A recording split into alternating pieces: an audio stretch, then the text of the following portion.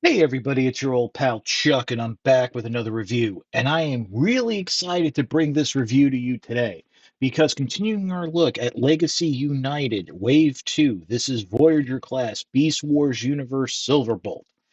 I think I could just say Beast Wars Silverbolt. I mean, heck, I could just say Silverbolt. You can clearly see it's a beast, not a Concorde. I got this figure from CommandStore.com, as many of you probably know. And let me just say right off the bat, ladies and gentlemen, we have another contender for Figure of the Year. This is fantastic. This is awesome. I mean, it is fun to handle, it is fun to transform. And let me stress that I am not particularly a Beast Wars fan. Um, a lot of my issues, uh, with Beast Wars were present in the Silverbolt figure. The odd proportions, the just an odd looking figure, but let me tell you, this one is great. And I think this is fantastic that here we are in Wave 2 of United, and we already have two contenders for Figure of the Year, and this year is only going to get better. It's March. I mean, we're closing in on Easter, folks. I mean, I'm really excited to see what's to come. And I'm just, I don't have the figure yet, but I think there's going to be another figure from this wave that can be an early contender for Figure of the Year. But now we're starting off in robot mode because, frankly, there's some things I want to discuss.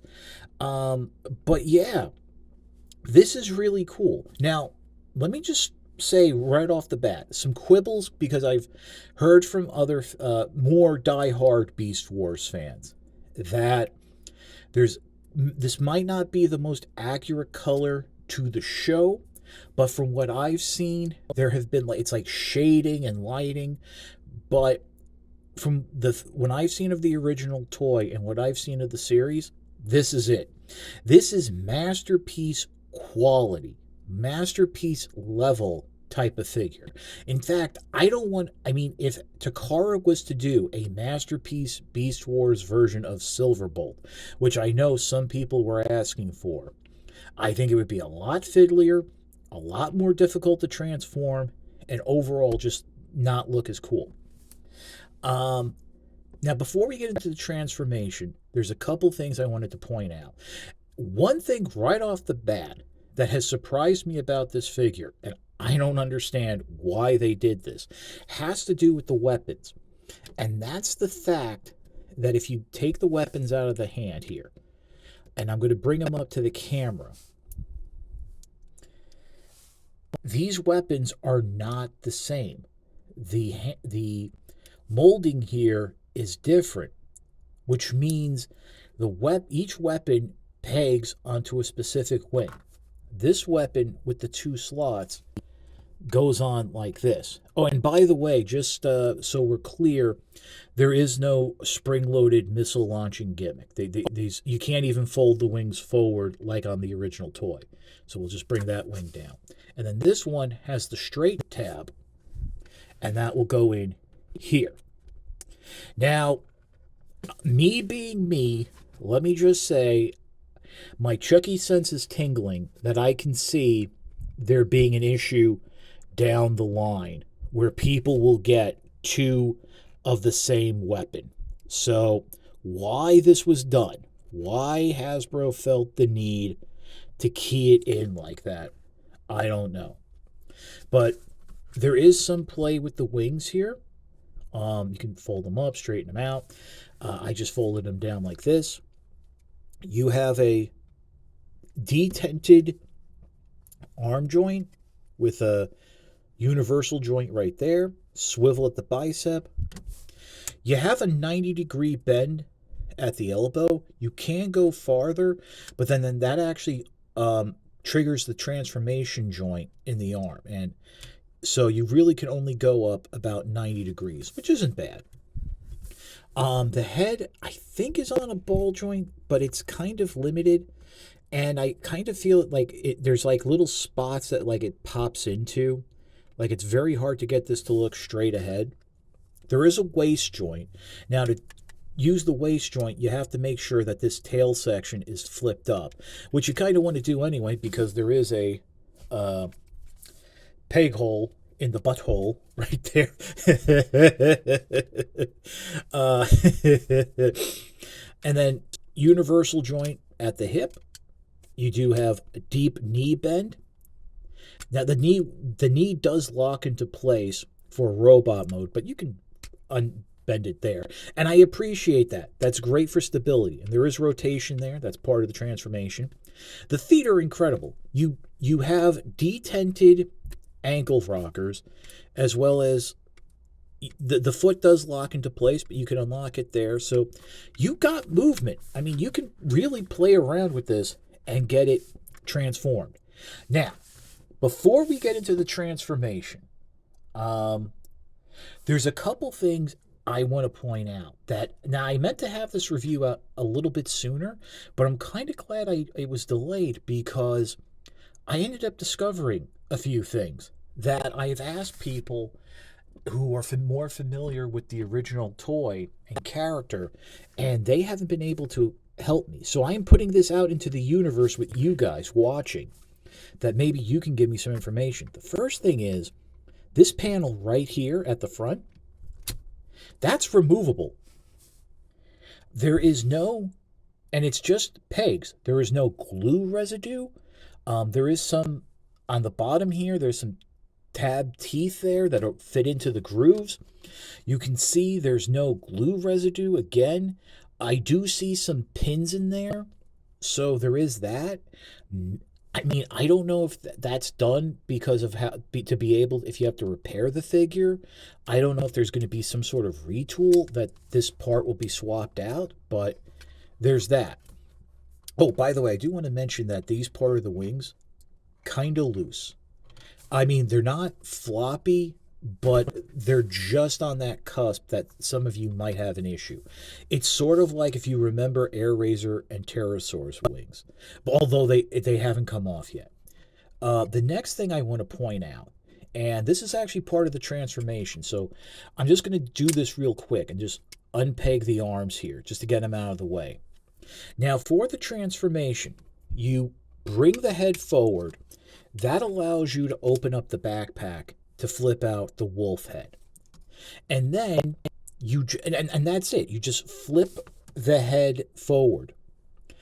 And then it does fold all the way back in. Well, what I've discovered is that there's an extra set of hinges here that allows you to open up the chest all the way. So you can basically have this completely open figure. I've checked the instructions. I've gone over the transformation myself. I've looked at the beast mode. There's no way for that chest to collapse further as if there's like a missing step. There's really no point to it opening. So I don't know if there was a feature that was left out, that this was an homage to how the original toy transformed, but it's there. And yes, you do have to flip up the armpits here to be able to flip that chest forward. I mean, again, no idea why it's there. So if any of you can explain that to me, I just find it very interesting that that's there. So what we'll do now is I'm going to give myself a second here to adjust the camera so we can get into the transformation. Okay, I've gone and brought the figure back to a neutral position. First thing you want to do is bring the arms forward, just like this. And you're actually going to fold them up all the way, trigger that second joint. There's a tab here on the outside of the wolf leg that's going to slot into the forearm. Make sure the fist is straight because the fists like to rotate. But do it like that, and then go ahead and bring up the wolf leg all the way to the rear. Repeat it again on this side. Just very nice and secure, just like that. Next, what we're going to do is, as you just saw, we're going to open up these panels here and go ahead and flip out the shoulders like so.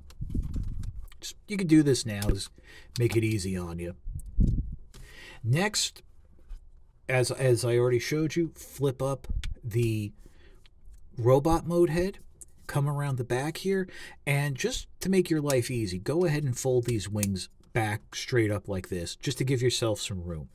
Open up the back panel, flip out the wolf's head. Now, the instructions show the wolf's head being able to fold back further than it does. It doesn't. This is about as far as it goes, but you have the clearance you'll need. Come in, fold Silverbolt's robot mode head all the way back, close up this panel. Oh no, don't close up the panel. I apologize. And now what we're going to do is we're going to fold up these panels all the way. And what's going to end up happening is these two, what were the armpit joints, are going to snap together just like that. At this point, you can come in and fold up the little crotch skirt piece. And look, another stand hole. Now what we're going to do is remember to keep like the tail fin up, and we're going to rotate this whole section around, and it will soft detent into place. So we're just going to leave it like that for right now, allowing us to come down and work on the legs. You want to rotate the legs at that swivel.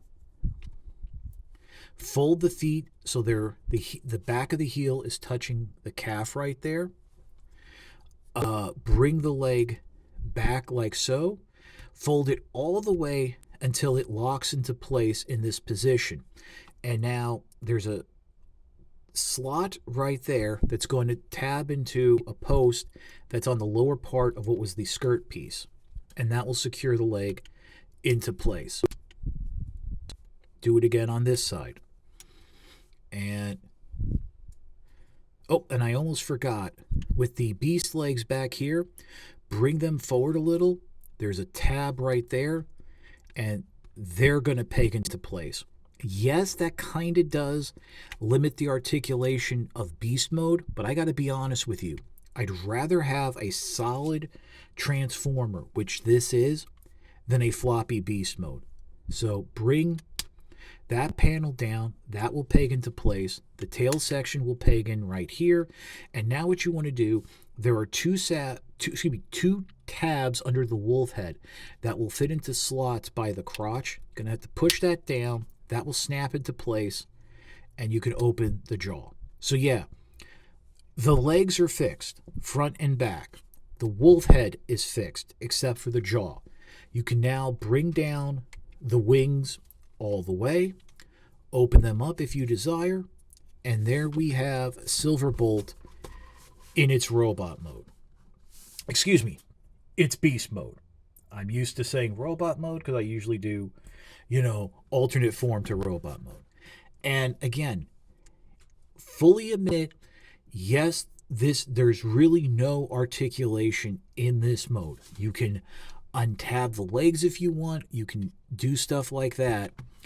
But I think that kind of takes away, like I said, it takes away a lot of the stability of the figure.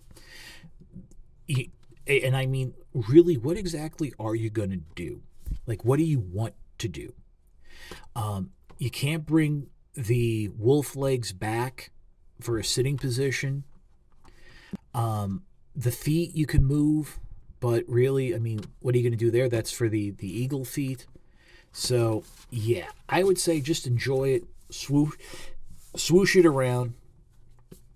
And let me also, again, mention, this is a very solid, dense figure. There's a little heft to it. I find the transformation to be, in some parts, a bit more enjoyable than Cybertron Starscream. I find that, like, parts lock into place better, or even just lock into place, period. There are parts on Cybertron Starscream that don't, and they tend to be a little bit fiddly. So yeah, I am very happy. Again, and this is coming from someone, again, not a Beast Wars fan. I am very happy that this figure was released for Beast Wars fans, because I do know Silverbolt is one of the more beloved characters from the show. So definitely, I think a lot of you are going to get the enjoyment you want from this figure. Minor quibbles aside that I've mentioned, I really hope to see, like, if this mold gets reused, that explains those extra bits. But there's really nothing more to say. So I think we're just going to go to my final thoughts, which will come up right after this. I've said it a few times already. I'm going to say it again. I am not the biggest Beast Wars fan, but I really love this figure.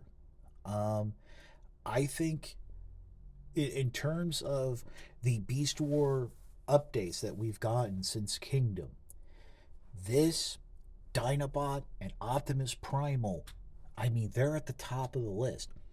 We're now, and in the case of Optimus Primal and Dinobot, I think both were better than their masterpiece releases, especially Dinobot. So definitely, that should give you an idea what kind class of figure this is. Um, this is the kind of figure that when it comes out and then they do something not as great or as wonderful, that leads us to believe we know Hasbro can do better. So again, um, as of this recording, this is March 20th, I believe. Yeah, this is, oh, I don't even know, but March 20th. This week, last week, Hasbro announced that this week they would be doing the pre orders for the Wave 2 figures, which, as you already know, with this here, some of them are already out. And apparently, those pre orders will be shipping beginning of next month. Now, is that a fixed date? We all know they'll say they'll say, oh, yeah, the figure's coming in June. And then 2 days later, your card gets charged because the shipping date gets pushed up. If you want this figure now, it is popping in and out of stock at Command Store. That is the only online retailer that I know of that has this figure in hand or would have it in hand ready to ship. Um, I mean, if you want to wait for Amazon, Big Bad, or one of the others, that's fine. If you want to wait to try and find it at retail, I completely understand that. But just as an aside, this is Wave 2 of United. The first instead of the full wave coming out, we've had the Voyagers, the Leader, and one Deluxe. There's a core class and two other deluxes that are supposed to be coming that haven't released yet. So if that's how the independent retailers are getting the figures, I'm not sure how they're going to show up at retail. So just keep an eye out, because I think once word gets out how great Silverbolt is, there's going to be a big demand for it. But that's about it. If you like this review, like, comment, and subscribe. Well, I always say I appreciate the views. The likes, comments, and subscriptions help to communicate to YouTube through the algorithms that my channel should be exalted and held upon high. If you want to make the ultimate sign of support, I do have a Patreon. It is www.patreon.com/chuckdog1999. You know the spiel. All I ask is $1 a month or $12 a year. No thrills, no tears, no special rewards. All you're doing is helping me help you, to help me help you bring figures like this to you, as well as keeping up the infrastructure of the channel. But as I always say, can't afford the $1 a month, $12 a year, your views are more than thanks enough. And at this time, they really do help. As I mentioned it in another video, YouTube is now putting the emphasis and focus on newly established channels that are not monetized yet, because YouTube will make 100% of profit over them. So they will promote their content over my content and the content of other established channels. Also keep in mind, I got this figure and I get all my figures from legitimate sources. There are reviewers out there who get them taken off of the factory.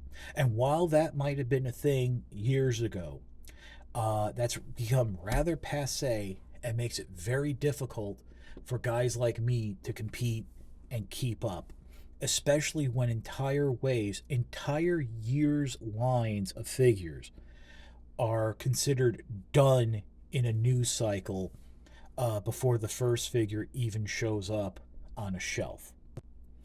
But that's about it. Again, fantastic figure, figure of the year candidate. This is your old pal Chuck for Beast Wars Silverbolt.